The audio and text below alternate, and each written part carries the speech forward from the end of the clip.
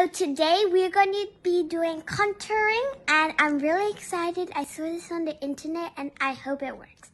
I've never tried this, so let's try it today with you guys. So we're going to be needing Ready Brownie pencil from Creative PL. So we've got this. It's really nice color because it matches your dimples. A dimple color. And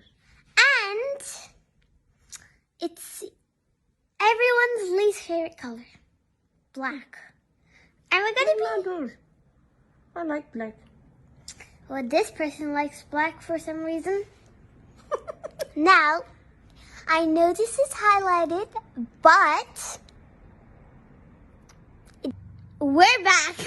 I know I look ridiculous, but it all works with the West. Is it? Yes.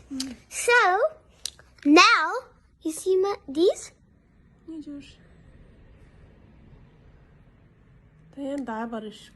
Sorry guys, that was just my little sis. So, let's actually get in the business and make our eyebrows thicker. Sick.